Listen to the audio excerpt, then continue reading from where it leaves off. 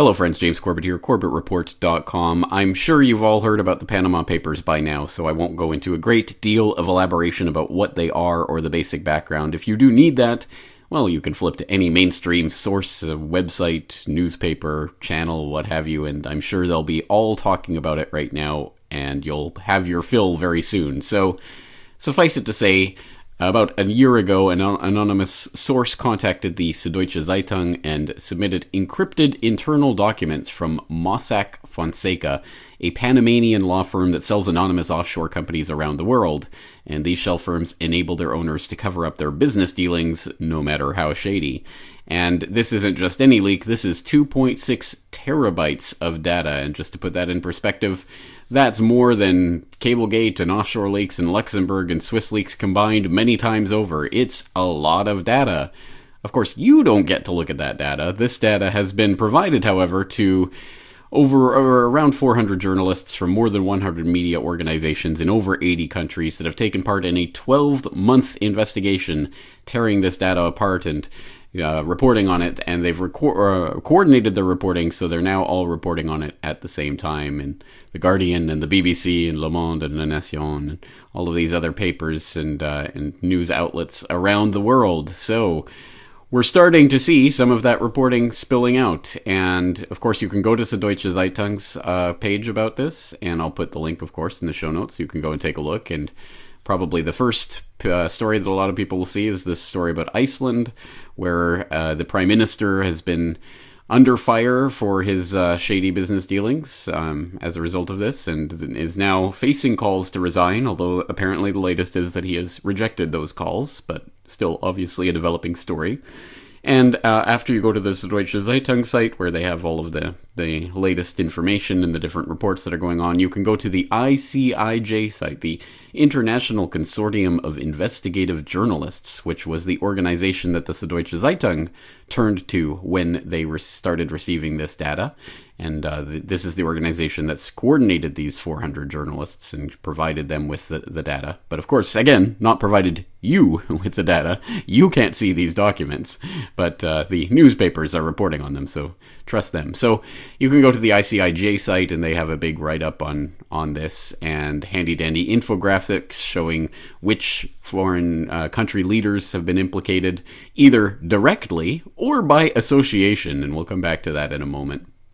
Because, of course, the other aspect of this that you will have noticed by now, it's not just people like the Prime Minister of Iceland who are being implicated in this, but, of course, it's going to be the targets of the US State Department, including this from the ICIJ directly, who put together a video talking about the victims of the offshore, accounts, the secret shell companies that are implicated in these Panama Papers. And it's, the victims include, of course, the people killed in the Syrian war. Because, well, just listen to this very curiously unproblematic telling of the Syrian war from the ICIJ. Over the past 3 years, Syria's Air Force has rained death on more than 21,000 civilians. Their bodies ripped apart by exploding barrel bombs, missiles dropped on homes, businesses, bus stops, even hospitals. These war crimes have been well documented. Not so the part played by the shadowy world of offshore finance. Yes, so you get the idea. So basically they're saying, Assad is just insane and is just killing his own people willy-nilly for no real reason. And of course those war crimes have been well documented by the BBC and other trustworthy sources, as this infographic shows us.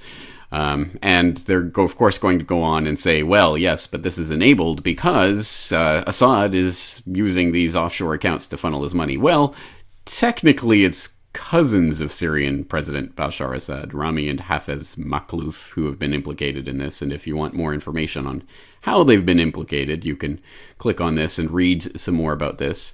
And they do have some of the documents here for you to peruse, but of course, again, not all of them, just the ones they want you to see. So again, take this all with the giant grain of salt that it deserves to be taken with, but there's some interesting things to at least start perusing there. But again, it's all the way they frame it. The crazy Syrian government is just killing its own people willy-nilly, just dropping barrel bombs, just like there's no tomorrow, because they're crazy. And this is why we have to be upset about these offshore accounts. Interesting. Well, that's, of course, one of the aspects of this, but probably the one that you've seen is Of course, well, Putin is hiding billions of dollars offshore, and this is all blowing up in his face. This amazing leak of data that's coming of all of these different foreign leaders. It's childhood friends of Russian President Putin and close friend of Russian President Putin have been implicated in this, and, well, they're obviously going that extra limb and saying it's Putin itself.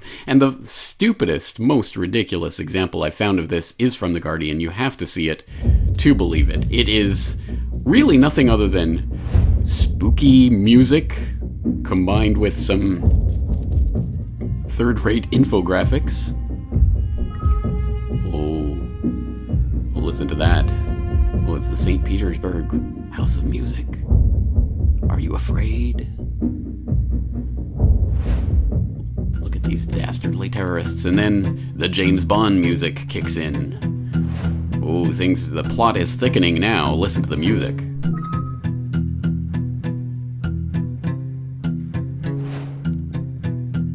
Okay, well, this is getting difficult to understand in infographic form, but at least there's the musical cues to keep us on track here. Oh, it's those British Virgin Isles where they don't have privacy laws. Or where they do have privacy laws. Anyway, you get the idea. It goes on and on like this, with all of these different dots being connected to show that, well, obviously then, it's Putin.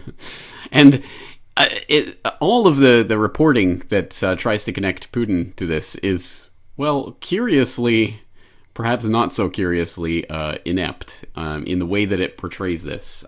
Using language that is, shall we say, not exactly the type of language that instills a lot of confidence. For example, in this ICIJ report, it says the $200 million loan that they're talking about here was one of dozens of transactions totaling at least $2 billion found in the Mossack Fonseca files involving people or companies linked to Putin.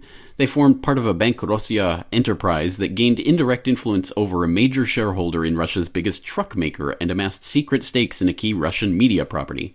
Suspicious payments made by Putin's cronies may have, in some cases, been designed as payoffs, possibly in exchange for Russian government aid or contracts. The secret documents suggest that much of the loan money originally came from a bank in Cyprus that at the time was majority owned by the Russian state-controlled VTB bank.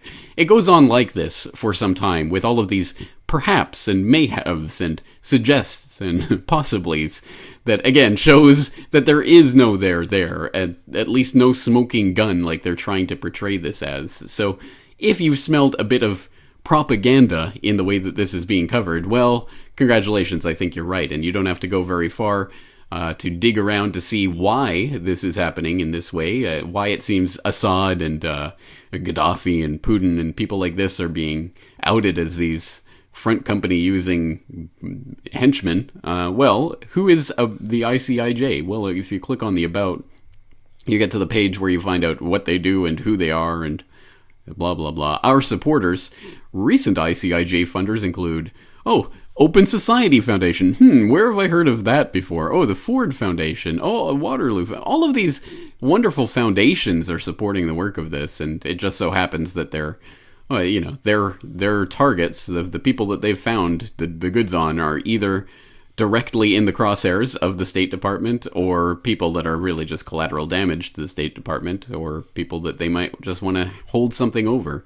The King of Saudi Arabia, for instance, when you click on here and you read about what he's been implicated in, well, it really amounts to using a front company to have purchased some real estate in London. I mean, it's not exactly the most insidious thing that you could possibly imagine, considering the types of, committing 9/11 or elite pedophile rings, or the types of things that these types of politically connected figures are up to their eyeballs in. Buying some real estate in London through a shell company doesn't seem like it's, quite earth-shattering information. But anyway, I think it's all just part and parcel of the trend recently to make sure that the Saudis know that we have some things up our sleeves. You don't want to go too far off the reservation. Anyway, all of this is to say that this leak it really does appear to be a new type of warfare, or at least a continuation of the type of warfare we've seen in recent years, where leaks come out. And these leaks often seem to implicate the State Department's enemies in various shady dealings. Isn't it funny how that works? And as I say, I think there are intelligence operations behind this type of thing, and that's why when this type of leak comes out, it's not one single prominent American is implicated in any of this. No one from the US would use shell companies to do something like this.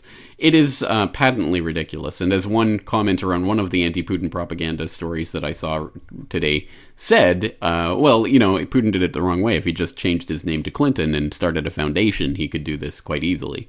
And I think that's the takeaway point of this. Again, the crimes, or at least the implicit, or perhaps, we can tie this to him, crimes will be trumpeted, to no end in the mainstream media, whereas the crimes of our pals, the Clintons, and other good people on our side will never be talked about. So that's the way that game works, has always worked. And this isn't to say that because this is clearly being used for propagandistic purposes, that it isn't true. I don't know. I think there may be something to this. I'd like to see more of the documentation and get into it myself. I wouldn't surprise me in the least if characters like Putin and Assad had millions, hundreds of millions, or billions stashed away in overseas accounts. I'm quite sure that kleptocrats of all countries do that type of thing, so it wouldn't surprise me. But again, the question is this leak a strategic leak? We can let this information out, and it's because it will implicate our enemies, and, well, it doesn't implicate our friends, quote unquote.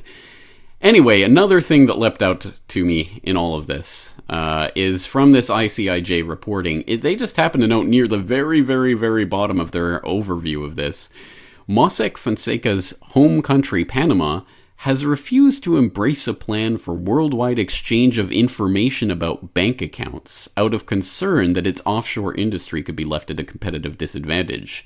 Panama officials say they will exchange information, but on a more modest scale. What on earth is this talking about? Well, it turns out, if you go and research this, less than 2 months ago, The Economist had this article out, The Problem Child, talking about Panama. Those dirty Panamanians won't sign on to the Common Reporting Standard, CRS, being championed by the OECD Club of Rich Nations.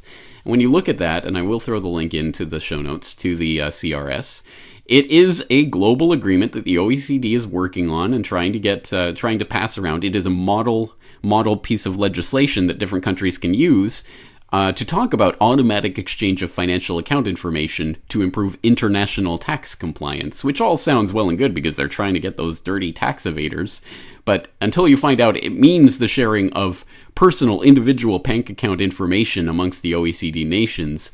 And if that sounds like the beginning of a global tax structure, well, congratulations. You might remember the reporting of these two handsome young gentlemen from a couple of years ago, where they talked about the global tax grid, specifically talking about the G20 summit a couple of years ago, where the OECD nations were originally talking about this, starting to chase tax evaders with a plan to swap data globally, talking about basically getting their paws into your bank accounts and finding out all about your bank account information and what you hold, as a way of sharing that amongst all these nations. And, well, as you know, this is the building block for global taxation, which is the building block for global government. So it's interesting that the holdout, the problem child, Panama, that was refusing to go along with this, is now also conveniently in the crosshairs of the global spotlight right now, as they start to look at, well, Panama's refusing to go along with the OECD.